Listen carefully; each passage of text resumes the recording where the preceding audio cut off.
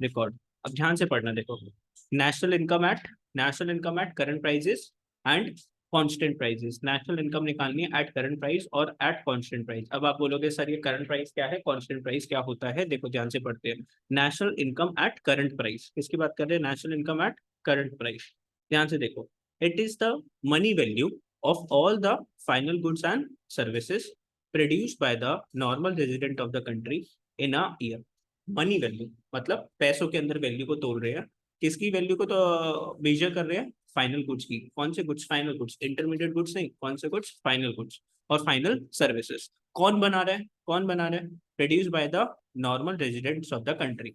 तो पैसे की वैल्यू कौन से गुड्स की? फाइनल गुड्स की। कौन बना रहा है? Normal resident of the country in a year, एक साल के अंदर जो उसने बनाया।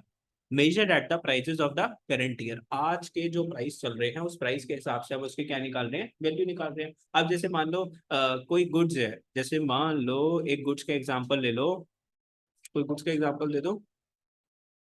गुड्स कोई भी सामान, मोबाइल। मान लो इस साल जो मोबाइल जो रेटों पे जो मिल रहा है वो पिछले साल उससे कम रेटों पे मिल रहा होगा। भाई महंगाई बढ़ रही है कि कम होती जा रही है? महंगाई बढ़ती जा रही है।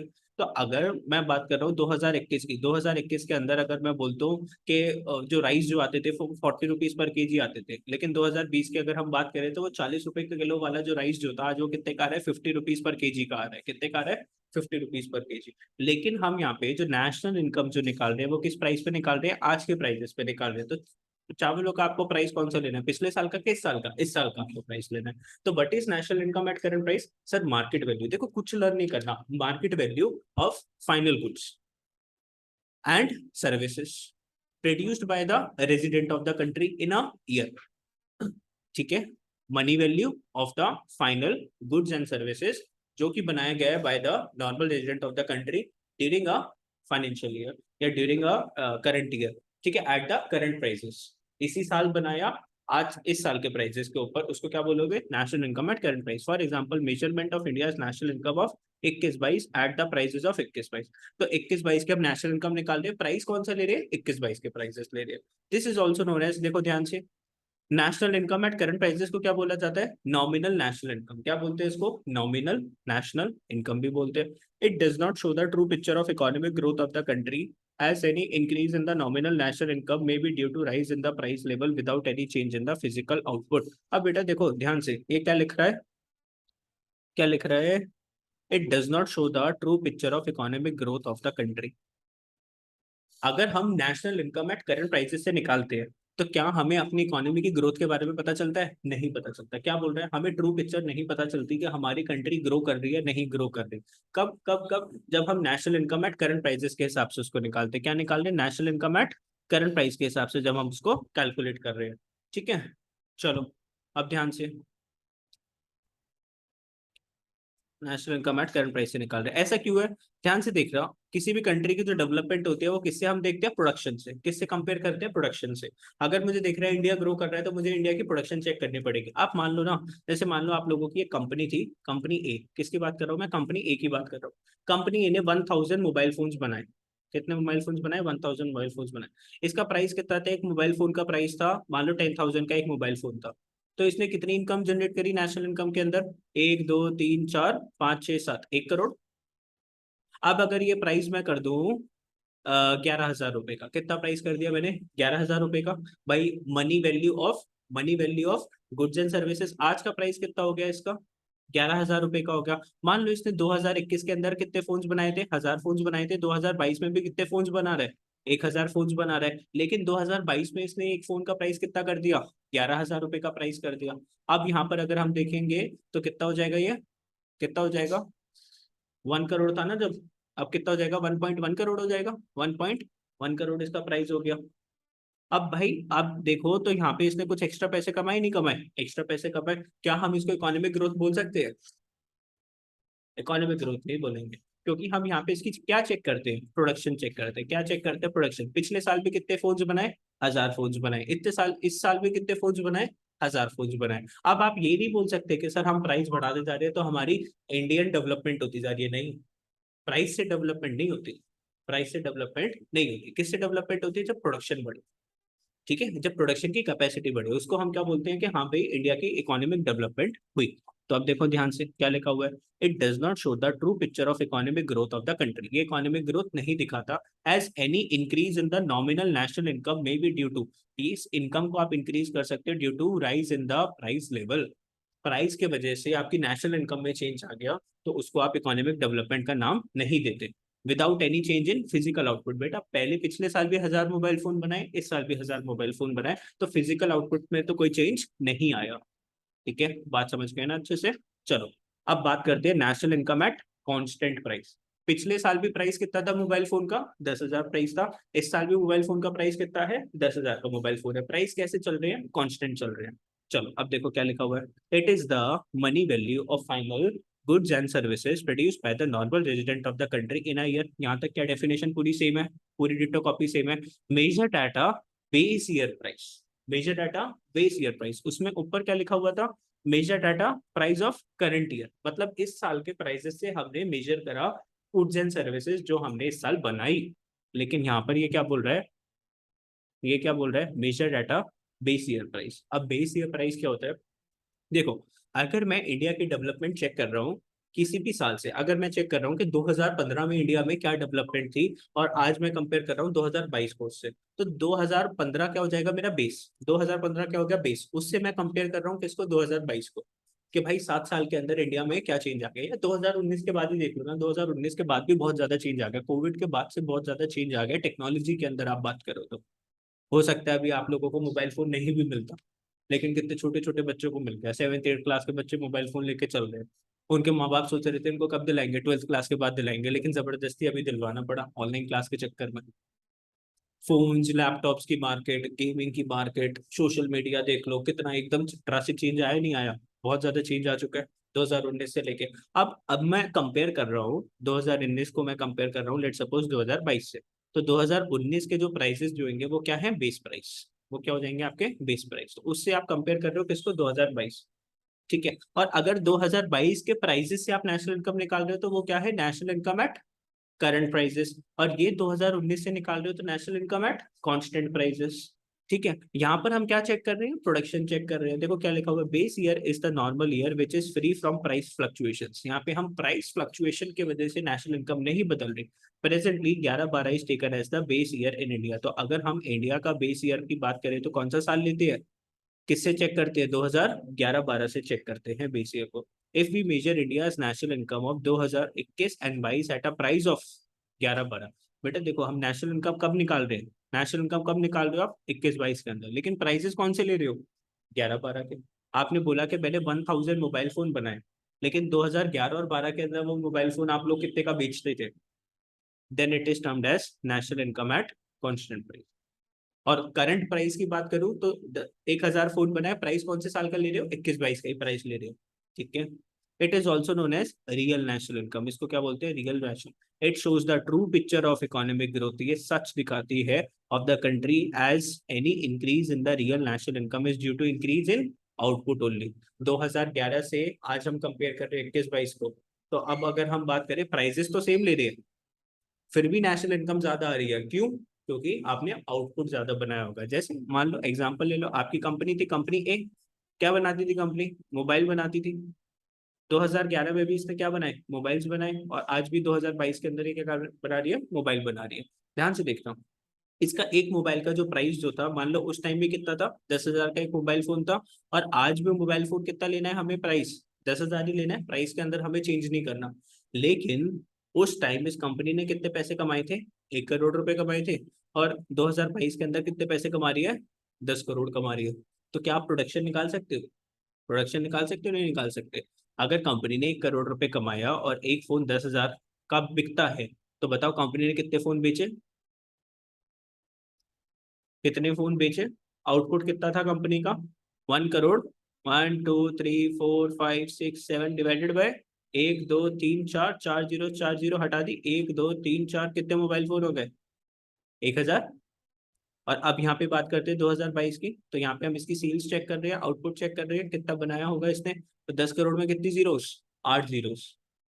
तो 1 2 3 4 5 6 7 8 डिवाइडेड बाय 10,000, 1 2 3 4, तो यहाँ पे ऑब्वियसली आंसर कितना आ जाएगा आपका, 10,000 आ जाएगा। तो 2011 में कितने मोबाइल फोन बनाए थे इसने? 1000। और 2022 में कितने मोबाइल फोन बनाए इसने? 10,000। बेटा चेंज किसके वजह से आ रहा है? इसने मोबाइल फोन ज्यादा बनाए। पहले ये नेशनल इनकम में कितना ऐड कर रहा था? 1 करोड़। अब नेशनल इनकम में कितना ऐड कर रहा है? 10 करोड़। चेंज प्राइस में नहीं आ रहा। प्राइस तो देखो नीचे क्या है? कांस्टेंट। प्राइस क्या है? कांस्टेंट। चेंज किस में आया? आउटपुट। पहले इसने बनाए थे 1000 फोन, आंसर क्या आया था? 1000 फोन। अब आंसर क्या आया? 10,000। तो इसको हम बोलेंगे कि this is real national income को निकालना, रियल ग्रोथ को दिखाना। ठीक है, रियल ग्रोथ को आपने देखा, क्योंकि इसमें जो चेंज आ रहा है वो किस वजह से आ रहा है? आउटपुट की वजह से चेंज आ रहा है। ठीक है, समझे बात? इजी? किसी को दिक्कत है तो बताओ जल्दी से, फिर मैं क्वेश्चन पूछूंगा किसी से भी। अभी किसी को डाउट है तो पूछ लो। लवन्या आया समझ में?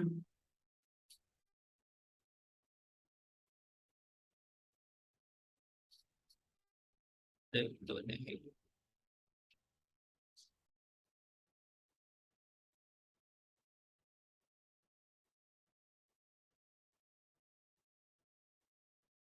बोलो किसी को डाउट तो पूछो। अब एक लिखा हुआ है, how do we measure national income at the price of the base year. अब ये बेस ईयर के प्राइस से हम नेशनल इनकम को कैसे कैलकुलेट करते हैं, इसका फॉर्मूला एक बार को मैं आप लोगों को समझा देता हूँ। बाई चांस आ गया तो दिक्कत नहीं होनी चाहिए आपको। क्या लिख है? आया था? देखो, how do we measure national income at the price of the base year. तो बेस ईयर के आपको प्राइजेस गिवन है और उस प्राइजेस से आपको क्या निकालनी है? नेशनल इनकम निकालनी है। तो कैसे निकालोगे? देखो, the need for estimating national income at constant prices arises because national income at current price may give a misleading picture। constant price से क्यों निकालना है? क्योंकि करंट ईयर के प्राइसेस आपको गलत पिक्चर दे सकते हैं of economic performance if the prices are continuously rising and falling. तो प्राइस के चेंजेस के वजह से जो current national income at current price है वो आपको गलत इन्फॉर्मेशन देगी। एक्चुअल इन्फॉर्मेशन कौन देगा? National income at constant price. ठीक है, तो आपको क्या निकालना है? National income at constant price. देखो आपको एक एग्जांपल गिवन है, let us understand this concept with the एक एग्जांपल। अब देखो ध्यान से, यहाँ पे आपको क्या गिवन है? वीट। नीचे क्या गिवन है आपको? कपड़े, मीटर्स के अंदर। वीट किसमें गिवन है? केजीज के अंदर। मिल्क किसमें गिवन है? लीटर्स के अंदर। क्वांटिटी 2021-22 में आपने कितनी क्वांटिटी बनाई? 1000 केजी वीट के बनाई। बेटा 21-22 के अंदर अभी गेहूं का प्राइस कितना चल रहा है? वीट का प्राइस कितना चल रहा है? 20 रुपीज पर केजी। 11-12 के अंदर वीट का प्राइस कितना था? 12 रुपए पर केजी। तो आज की अगर हम मार्केट वैल्यू की बात करें, आज की 21-22 की अगर मैं बात करूं कि आज की वैल्यू क्या है? बेटा 1000 आपने बनाया, 20 रुपीज पर केजी का प्राइस है, तो नेशनल इनकम में कितना ऐड करना पड़ेगा? 20,000। और अगर हम बेस प्राइस अगर हम देखें तो बेस प्राइस कितना था? 12 रुपए पर केजी। और आपने बनाया 1000 किलो, तो कितना हो गया? 12,000। मार्केट वैल्यू बेस ईयर के प्राइस से कितनी हुई? 12,000। और करंट ईयर के प्राइस से कितनी हुई? 20,000। बनाया आपने 1000 केजी है, लेकिन जो चेंज जो आ रहा है, 11-12 के अंदर नेशनल इनकम में ऐड हुआ था 12,000, 21-22 में नेशनल इनकम में ऐड हो रहा है 20,000। तो चेंज किसकी वजह से आया? प्राइस की वजह से। आउटपुट तो आपकी उतनी थी। तो क्या ग्रोथ हुई? क्या ग्रोथ नहीं है। बात करते हैं किसकी? Cloth in metres. 500 मीटर कपड़ा आपने बनाया, 21-22 में उसका रेट कितना था? 25 पर मीटर। और 11-12 में 15 रुपए मीटर का रेट था। तो आपने इसको मल्टीप्लाई कर दिया। 12,500 कैसे आया? कैसे आया जी 12,500? 500 को आपने मल्टीप्लाई कर दिया किसके साथ? करंट प्राइस का निकाल रहे हो ना, 25 के साथ मल्टीप्लाई करा। और यहाँ पर कितना आया? 7,500। कैसे आया? 500 को आपने मल्टीप्लाई कर दिया 15 के साथ। 500 को आपने मल्टीप्लाई कर दिया 15 के साथ। ठीक है, एक सेकंड। चलो आगे, मिल्क की बात करें। मिल्क कितना लीटर बनाया आपने? 250 लीटर्स। 40 रुपए आज का रेट है, पहले कितने का रेट था? 30 रुपए का। तो यहाँ पे कितना प्राइस आ गया? 10,000 रुपए। 10,000 कैसे आया? 250 मल्टीप्लाई बाय 40। और यहाँ पे 7,500 कैसे आया? 250 मल्टीप्लाई बाय 30। ठीक है, तो ये आपने टेबल आपको गिवन हो गई। अब क्या लिखा हुआ है देखो, एज सीन इन टेबल 4.1, यहाँ की टेबल है। National income of 21-22 at current year prices. National income की अगर हम बात करें, देखो 21-22 की बात करें तो आपकी नेशनल इनकम में कितना ऐड कर रहे हो आप लोग? 42,500। ठीक है। एंड बेस ईयर की बात करें तो 11-12 के अंदर आपने नेशनल इनकम में कितना ऐड करा था? 27,000। भाई प्रोडक्शन तो आपकी उतनी ही चल रही है, चेंज सिर्फ किसका आ रहा है? प्राइस की वजह से चेंज आ रहा है for the same level of output. The difference of in दोनों के बीच में डिफरेंस कितना है? 52,500 माइनस 27,000 अगर आप करोगे तो डिफरेंस कितना आ जाएगा? 15,500। Is not real. ये क्या डिफरेंस? क्या हमारी इकोनॉमी की ग्रोथ हुई है क्या? ना, ये सिर्फ भ्रम है। क्यों? क्योंकि सिर्फ आपने प्राइस बढ़ा दी, प्रोडक्शन तो आपने नहीं बढ़ाई। It does not give a true picture of economic growth as the income is rising due to rise in the prices.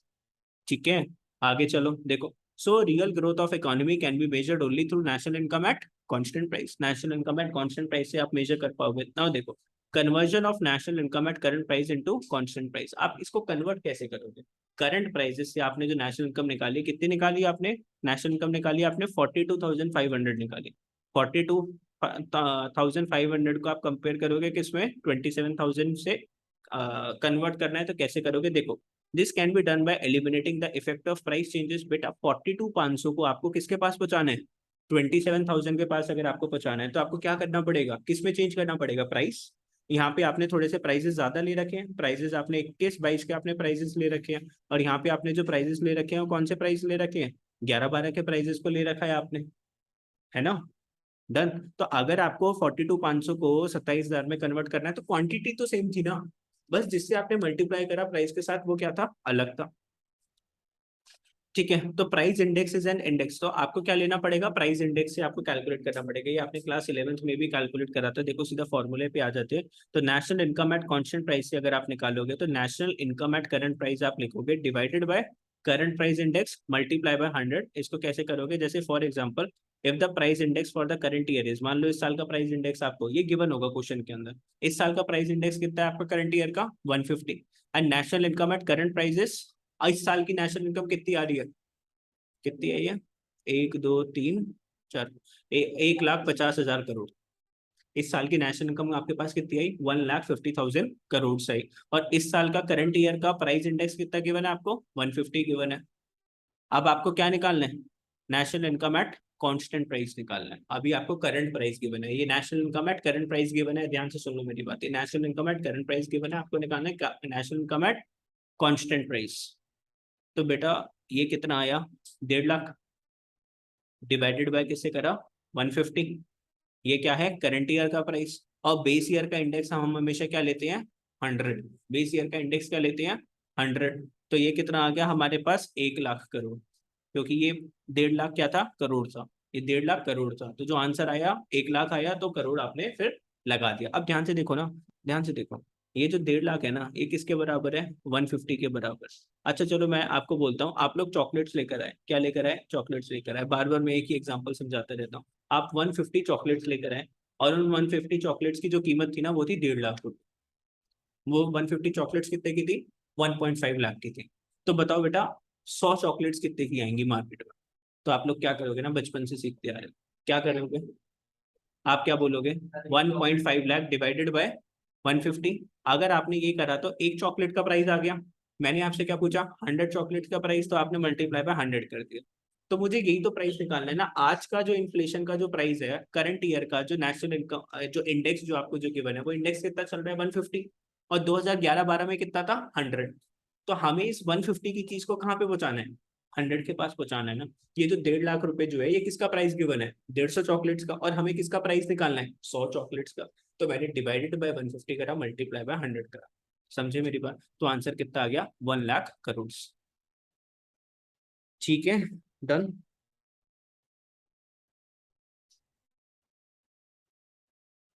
ठीक है, समझ गए ना बात को? कैसे फॉर्मूला बना? तो डिवाइडेड बाय करंट ईयर के प्राइस का index multiply by base price का इंडेक्स। ठीक है, मल्टीप्लाई बाय बेस प्राइस का इंडेक्स। तो हमें दो चीजें पता होनी चाहिए, हमें सिर्फ एक चीज पता होनी चाहिए, करंट ईयर प्राइस का इंडेक्स। ये वाला तो हमेशा क्या होगा ना? 100। बेस ईयर का हमेशा प्राइस इंडेक्स आपको क्या लेना है? 100 लेना है। चलो, तो ये आपका फॉर्मूला था। National income at constant price is equal to national income at current price divided by current price index multiply by हमेशा क्या करना है? 100। चलो, तो फॉर्मूला आ जाएगा, आप लोग कर लोगे। और ठीक है। अब बात करेंगे एक और इम्पोर्टेंट कॉन्सेप्ट, जो है नॉमिनल जीडीपी और रियल जीडीपी। एक कॉन्सेप्ट है आपका नॉमिनल जीडीपी और रियल जीडीपी। क्या होता है अभी नॉमिनल जीडीपी और रियल जीडीपी? अभी इसको कंपेयर करो ना, देखो करंट ईयर की प्राइस की अगर हमने बात करी थी, इसको नाम क्या दिया था ना हमने? इसको नाम क्या दिया था? नॉमिनल। नॉमिनल नाम दिया था। और अगर कांस्टेंट वाले को हमने क्या नाम दिया था? Real national income. इसको हमने रियल जीडीपी बोल सकते हैं, और इसको हम क्या बोल सकते हैं? नॉमिनल जीडीपी बोल सकते हैं। ठीक है, तो चलो अब इसके के साथ कनेक्ट करते हैं। तो सही कौन सी थी, नॉर्मल जीडीपी की रियल जीडीपी? रियल जीडीपी सही थी। चलो बहुत बढ़िया।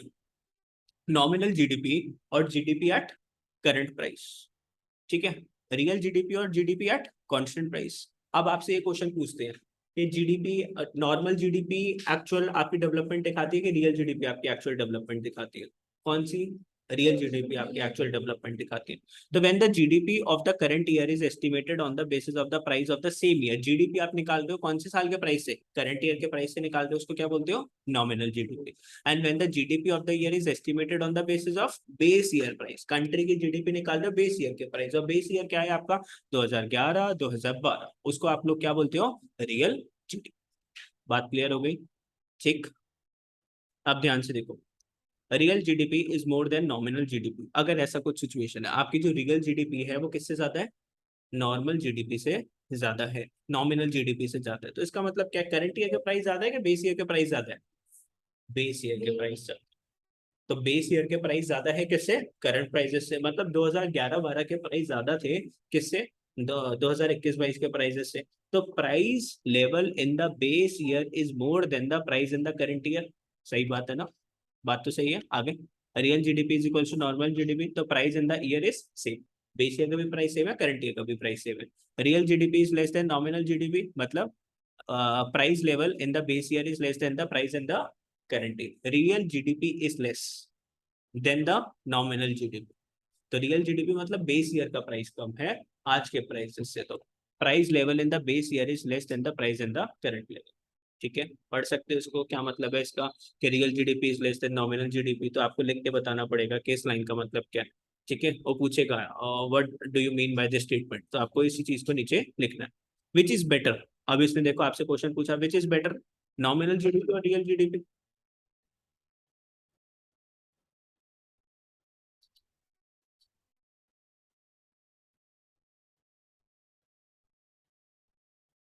ठीक है ना? आपको पता है कौन सी जीडीपी अच्छी है, रियल के nominal? Real GDP. Real GDP is better as compare to nominal GDP because of the following reason. ये तो फेवरेट क्वेश्चन है, ये तो फेवरेट क्वेश्चन है, 4 मार्क्स का क्वेश्चन दे देंगे ये लोग। तो आपको ये 3 पॉइंट्स घुसाने हैं इसके अंदर। Real GDP helps in determine the effect of increase production. ये क्या बताएगी आपको बेटा? इसमें जो इसके अंदर जो आएगा, प्राइस के अंदर कोई चेंज आता है, इसके अंदर प्राइस के अंदर चेंज नहीं आता। जो बेस ईयर का प्राइस है वो इस साल का प्राइस ही माना जाता है। चेंज किसके अंदर आया होगा? प्रोडक्शन के अंदर। तो ये सीधा सीधा आपको किसके ऊपर बताती है? Increase production of goods and services as it is affected by change in physical output only. On the other hand, nominal GDP can increase even with the increase in the change in its prices. देखो, nominal GDP increase हो सकती है, price की वजह से increase हो सकती है, चाहे मैं प्रोडक्शन बढ़ाऊं या ना बढ़ाऊं। पिछले साल भी मैंने 1,000 मोबाइल फोन बनाए, इस साल भी 1,000 मोबाइल फोन बनाए, लेकिन पिछले साल बेच रहा था 10,000 का एक मोबाइल, इस साल बेच रहा हूँ 11,000 का एक मोबाइल। तो मैंने नेशनल इनकम के अंदर ज्यादा इनकम कमाई नहीं कमाई? कमाई ना। लेकिन क्या ये एक्चुअल डेवलपमेंट दिखा रहा है? नहीं। समझे मेरी बात? नहीं समझे, बार बार समझा रहा हूँ ये चीज। Real GDP is a better measure to make periodic comparison. Real GDP से आप एक्चुअल में क्या कर सकते हो? कंपेयर कर सकते हो 2011 को किसके साथ कंपेयर कर सकते हो? करंट ईयर्स के साथ in the physical output of the goods and services over different years. तो फिजिकल आउटपुट को कंपेयर करने का सबसे बढ़िया तरीका क्या है? Real GDP. आपको आउटपुट देखना है कि आउटपुट बढ़ा है कि कम हो। Real GDP facilitates international comparison of economic performance across the country. आप इंडिया की परफॉर्मेंस को चेक कर रहे हो यूएस की परफॉर्मेंस के साथ, तो रियल जीडीपी किसका देखोगे? यूएस का। और रियल जीडीपी किसका देखोगे? इंडिया का। नॉमिनल जीडीपी मत देखना, उनके प्राइसेस अलग है, हमारे प्राइसेस अलग। तो किसी भी कंट्री की अगर जीडीपी को आपको स्टडी करनी है, तो आप पहले क्या निकालोगे? डेटा। तो आपके पास दो डेटा आएंगे, एक नॉमिनल जीडीपी, रियल जीडीपी। तो आप निगाहें किस पे रखोगे ना? रियल जीडीपी पर। ठीक है, therefore, real GDP is better than nominal GDP as it truly reflects the growth of the economy. चलो, अब इसका फॉर्मूला क्या था? अब देखो ना, आपने यहाँ पर क्या लिखा था, देखो ये वाला फॉर्मूला पढ़ा था ना आपने, इसी फॉर्मूले को। National income at constant price. बेटा ये रियल जीडीपी है कि नॉमिनल जीडीपी है? Real. Real GDP is equals to national income at current price. ये क्या है? Nominal GDP. Nominal GDP upon में current price index multiply by 100। अब देखो, real GDP is equals to normal GDP. तो देखो क्या लिखा हुआ है, real GDP is equals to nominal GDP upon में प्राइस इंडेक्स मल्टीप्लाई बाय 100। क्या ये वही फॉर्मूला है? हाँ सर वही फॉर्मूला है, बस रिश्ता वही, सोचने। ठीक है, अब नाम बदल दिया बस, ठीक है। आगे चलो, अब क्वेश्चन आ गया आपके पास। इफ रियल जीडीपी इज 200, देखो आपको क्या बोला है, रियल जीडीपी कितनी है 200, and the price index, base year का प्राइस इंडेक्स क्या है 100, ऑफ 100 इज 110, और करंट ईयर क्या क्या है ना, देखो लिखा हुआ है प्राइस इंडेक्स इज 110, तो करंट प्राइस इंडेक्स 110 है, और बेस का कितना है 100। कैलकुलेट क्या करना है, नॉमिनल जीडीपी, क्या निकालना है, नॉमिनल जीडीपी। आपको रियल जीडीपी गिवन है, तो ये फॉर्मूला है ना आपका, ये फॉर्मूला है। तो मैंने रियल जीडीपी में क्या लिख दिया 200, नॉमिनल तो आपको निकालनी है, करंट ईयर की क्या है जीडीपी, प्राइस इंडेक्स कितना है 110, और बेस ईयर का प्राइस इंडेक्स कितना है 100। अब क्रॉस मल्टीप्लाई करके निकाल लोगे ना। अब 200 multiply by 110 divided by 100 is equal to nominal GDP. ठीक है, डन, निकाल लोगे। ये भी 2-2 नंबर के क्वेश्चन आ जाते हैं, छोटे छोटे फ्री के नंबर है, इसलिए ले लेना, खींच लेना जितने नंबर हो जाए। चलो, नवन्य आया समझ, GDP deflator or price index.